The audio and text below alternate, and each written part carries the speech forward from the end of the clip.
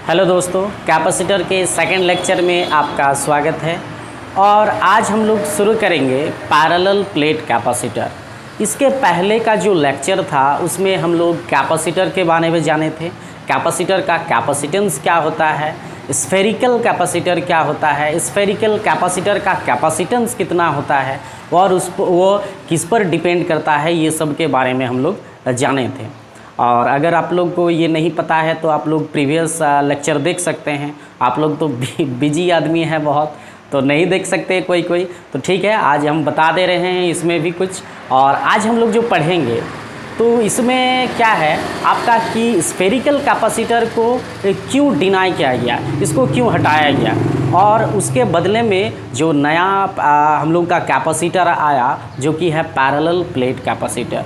तो आज हम लोग इसके बारे में पूरा डिटेल्स में बात करेंगे। उसमें एक तो छोटा सा एक्सप्रेशन था C = Q/V, ये कैपेसिटेंस था। कैपेसिटेंस किसका? स्फेरिकल कैपेसिटर का। तो स्फेरिकल कैपेसिटर का कैपेसिटेंस C = 4πε0 × R। ये डेफिनेशन था, ये एक्सप्रेशन था आपका स्फेरिकल कैपेसिटर का कैपेसिटेंस। और ये कैपेसिटेंस है किसी भी कैपेसिटर का कैपेसिटेंस C = Q/V। तो देखिए कैपेसिटर क्या होता है, पिछले लेक्चर में हम पूरा इसका डिटेल्स दिए थे कि स्फेरिकल कैपेसिटर क्या होता है, सिंपल कैपेसिटर क्या होता है। तो कैपेसिटर क्या करते हैं, कोई एनर्जी को स्टोर करके रख सकता है। अब बोलिएगा कि कैपेसिटर तो ये तो बैटरी भी ये काम कर सकता है कि एनर्जी को स्टोर कर सकता है। एब्सोल्युटली ये भी कर सकता है, लेकिन क्या उसमें कुछ डिफरेंस है। आपका जो बैटरी है, बैटरी का इसमें पॉजिटिव नेगेटिव होता है बैटरी का।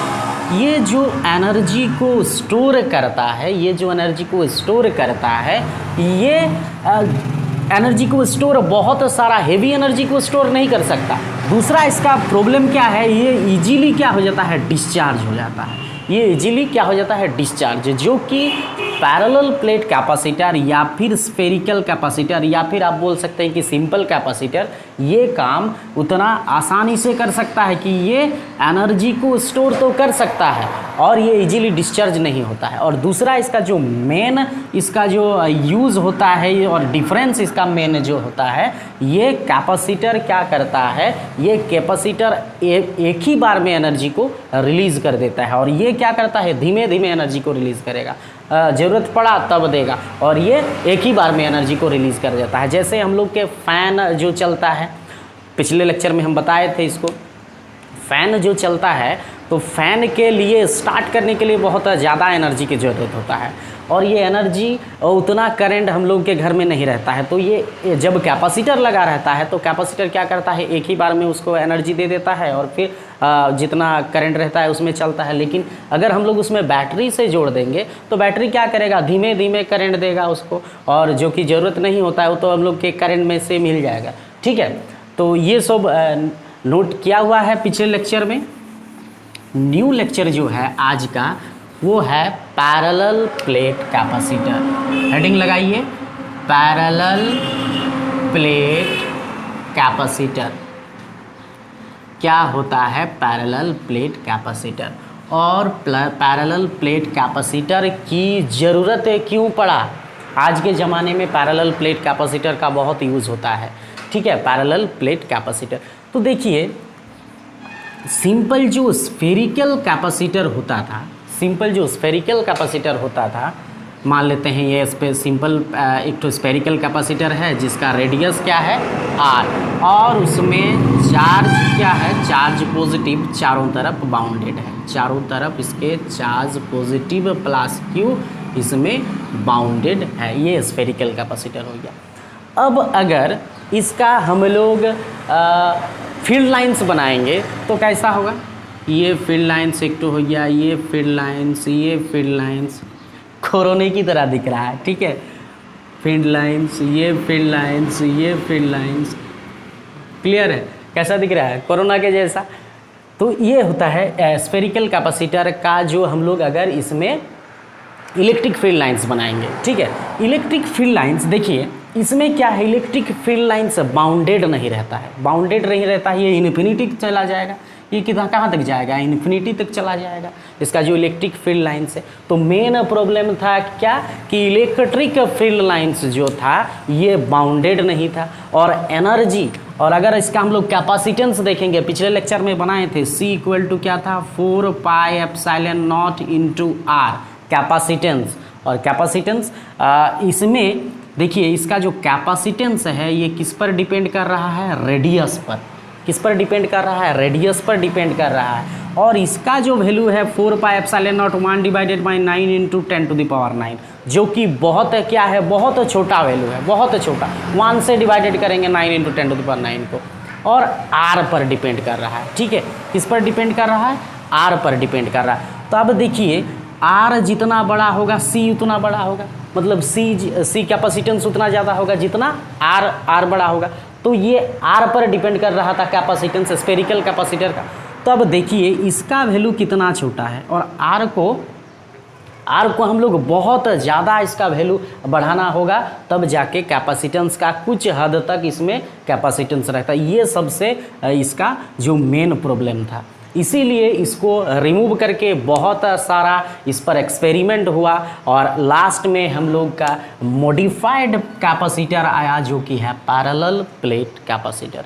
ठीक है, इसका जो मॉडिफाइड वर्जन है ये है parallel plate capacitor.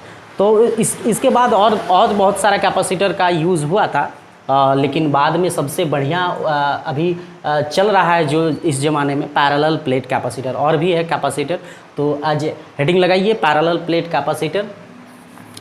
Parallel plate capacitor इसके तुलना में बहुत ज़्यादा इसका कैपेसिटेंस होता है। ठीक है, तो देखिए किस तरह का पैरेलल प्लेट कैपेसिटर होता है। मान लेते हैं ये एक प्लेट, हाँ समोसा का प्लेट ठीक है, समोसा का प्लेट मान लीजिए, नहीं ये एक तो प्लेट और दूसरा इसके पैरेलल एक तो प्लेट मान लेते हैं। इसका प्लेट है x और ये y, ये x प्लेट और ये y प्लेट। ये पॉजिटिव चार्ज इसमें पॉजिटिव चार्ज और इसमें नेगेटिव चार्ज। इसका एरिया मान लेते हैं A1, इसका एरिया मान लेते हैं A2। अब हालांकि ये दोनों एरिया इसका बराबर होना चाहिए, कुछ किताब में दिया हुआ कि एरिया दोनों का बराबर होना चाहिए कुछ, लेकिन इसमें A1 not equal to A2 भी हो सकता है। ठीक है, तो A1 हम अभी तक के लिए मान लेते हैं कि इसका जो एरिया होगा, इस प्लेट का जितना एरिया है इसका प्लेट का उतना ही एरिया है A2, और ये कुछ डिस्टेंस D पे सेपरेट है। दोनों प्लेट किस में सेपरेट है, D पर सेपरेट है, x और y। D is the distance between x and y। Clear है। अब देखिए इसका एरिया A1, इसका एरिया A2। इसके लिए कंडीशन क्या है, इसके लिए कंडीशन क्या है कि A1 equal to A2, A1 equal to A2। हालांकि ये नहीं होना चाहिए, दूसरा अगर ये बड़ा भी देंगे और छोटा भी देंगे तब भी इसका कैपेसिटेंस होगा, लेकिन A1 A2 अभी के लिए मान लेते हैं, जो कि मेन कंडीशन आपकी किताब में और किताब में भी दिया हुआ है A1 इक्वल टू A2। हालांकि नहीं भी हो सकता है, A1 इक्वल टू A2। और क्या D, जितना D जो separate distance between the plates है ये बहुत छोटा होना चाहिए जितना इसका एरिया है। प्लेट का जितना एरिया है उससे बहुत छोटा होना चाहिए D। ये देखेंगे कि ये पैरेलल प्लेट का कैपेसिटेंस जो निकालेंगे, कैपेसिटेंस किस पर डिपेंड करेगा, एरिया और डिस्टेंस दोनों पर डिपेंड करेगा, वो डेरिवेशन करेंगे। ठीक है, तो एरिया अभी के लिए मान लेते हैं कि दोनों का एरिया सेम है और D बहुत छोटा है A से, मतलब एरिया से। अब देखिए स्फेरिकल कैपेसिटेंस का जो हम लोग बनाए थे, इसका जो इलेक्ट्रिक फील्ड लाइंस था ये क्या था, बाउंडेड नहीं था, मतलब पॉजिटिव से निकल रहा था और कहीं इन्फिनिटी तक जा रहा था। क्लियर था, पिछले पिक्चर में दिखे थे कि यह पॉजिटिव था और इन्फिनिटी तक जा रहा था, मतलब ये इलेक्ट्रिक फील्ड लाइंस क्या नहीं था, बाउंडेड नहीं था। लेकिन अभी इस फिगर में देखिए जब पैरेलल प्लेट को हम लोग बना लिए तब यहाँ से जो पॉजिटिव आपका इलेक्ट्रिक फील्ड लाइंस होगा वो कहाँ पास करेगा, नेगेटिव की तरफ पास करेगा। पॉजिटिव से नेगेटिव, पॉजिटिव से नेगेटिव, पॉजिटिव से नेगेटिव। अभी इलेक्ट्रिक फील्ड लाइंस कैसा हो गया, एकदम बाउंडेड हो गया, और हम लोग अभी इसका कैपेसिटेंस निकाल सकते हैं। और इसका देखिए इन्फिनिटी तक जा रहा, तो मेन इसके लिए इसी के कारण इसको हम लोग को लाना पड़ा पैरेलल प्लेट कैपेसिटर। ये एनर्जी को क्या करता है, बाउंडेड करके रखता है, और इसी कारण इसका कैपेसिटेंस हम लोग निकाल सकते हैं। ठीक है, अब देखिए इसके डेरिवेशन के लिए A1 = A2 हो गया। अब देखिए मान लेते हैं कि ये जो सिग्मा इक्वल टू डेंसिटी अगर होगा, इसका चार्ज डेंसिटी, तो ये क्या होगा, Q डिवाइडेड बाई A होगा कि नहीं। सिग्मा इसका charge density Q, sigma equal to Q/A होगा। अब इसका इलेक्ट्रिक फील्ड इंटेंसिटी, किसी भी पॉइंट पे किसी भी जगह इलेक्ट्रिक फील्ड इंटेंसिटी क्या होता है, electric field intensity parallel plate infinity parallel plate capacitor का क्या होता है, E इक्वल टू पता है ना, E इक्वल टू होता है sigma by epsilon not. E equal to sigma by epsilon not, ये पता होना चाहिए आप लोगों को। ठीक है, E equal to sigma by epsilon not, और सिग्मा इक्वल टू क्या है, डेंसिटी है, क्या है, charge density equal to Q/A, total charge divided by area. और इलेक्ट्रिक फील्ड इंटेंसिटी क्या होता है इसका, sigma divided by epsilon not. Clear है इतना दूर तक। अभी देखिए अगर हम लोग इसका इलेक्ट्रिक फील्ड इंटेंसिटी तो निकाल लिए equal to sigma by B, हमको निकालना क्या है इसका कैपेसिटेंस क्या होता है, C इक्वल टू Q/V। तो इसके लिए क्या चाहिए, इसके लिए V चाहिए, है कि नहीं, और इसके लिए V चाहिए तो पोटेंशियल निकालना पड़ेगा। तो पहले इसका वैल्यू को पुट कर देते हैं यहाँ, तब इलेक्ट्रिक फील्ड इंटेंसिटी क्या होगा, Q divided by A epsilon naught होगा कि नहीं। इसका वैल्यू सिग्मा का वैल्यू यहाँ पुट कर देते हैं Q डिवाइडेड बाय A, तो Q divided by A epsilon naught आ गया। इलेक्ट्रिक फील्ड इंटेंसिटी इस यहाँ किसी भी पॉइंट के लिए electric field intensity equal to Q/A into epsilon not. अब देखिए C निकालना है, तो C निकालने के लिए C मतलब कैपेसिटेंस, याद रखना, C capacitance equal charge divided bye potential. मतलब चार्ज तो है Q चार्ज, इस पर क्या है, Q चार्ज है, तो क्या निकालना है, पोटेंशियल निकालना है। तो पोटेंशियल के लिए अगर पोटेंशियल निकालेंगे तो पोटेंशियल इक्वल टू क्या फार्मूला होता है, E into D, electric field into density, distance. अब इसके लिए E और D क्या है, E का वैल्यू पता है, Q divided by A epsilon not into distance, potential electric potential का डिस्टेंस कितना होगा, D, पॉजिटिव से नेगेटिव, मतलब ये D हो गया आपका D। तो V का वैल्यू क्या आ गया, V equal to QD divided by A epsilon not, ये पोटेंशियल। निकालना क्या है, कैपेसिटेंस। अब देखिए C इक्वल टू क्या होगा, C equal to Q/V, V का value QD divided by A epsilon not. इसको सॉल्व करेंगे तो Q cancel, C equal to A epsilon not divided by D। अब देखिए कैपेसिटेंस, कितना प्यारा सा एक एक्सप्रेशन आ गया, C equal to A epsilon not divided by D। ये कैपेसिटेंस हुआ आपका पैरेलल प्लेट कैपेसिटर का। अब देखिए ये C किस पर डिपेंड कर रहा है, C डिपेंड कर रहा है एरिया पर। जितना ज़्यादा आपका पैरेलल प्लेट का एरिया होगा उतना ज़्यादा आपका कैपेसिटेंस होगा। D इनवर्स है D का, मतलब D को जितना घटाएंगे, D अगर ये वैल्यू घटेगा, ये वैल्यू अगर घटेगा तो कैपेसिटेंस का वैल्यू क्या होगा, इंक्रीज करेगा। तो ये किस पर डिपेंड करता है, कैपेसिटेंस किस पर डिपेंड करता है, एक तो हो गया एरिया पर और दूसरा क्या हो गया, डिस्टेंस पर, डिस्टेंस बिटवीन द प्लेट्स,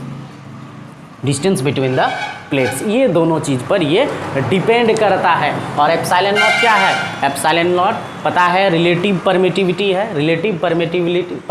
है ये एयर के लिए।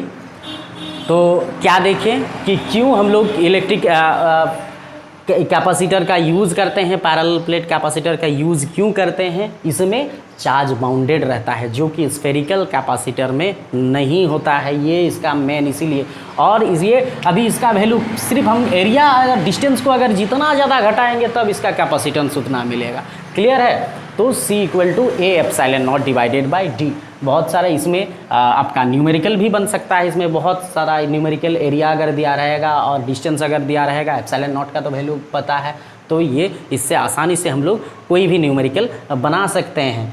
तो ये हो गया, ठीक है। अगले लेक्चर में हम लोग बनाएंगे इसका एनर्जी कैसे निकालते हैं, पैरेलल प्लेट कैपेसिटर का एनर्जी कैसे निकालते हैं। तो आज के लिए goodbye and good day.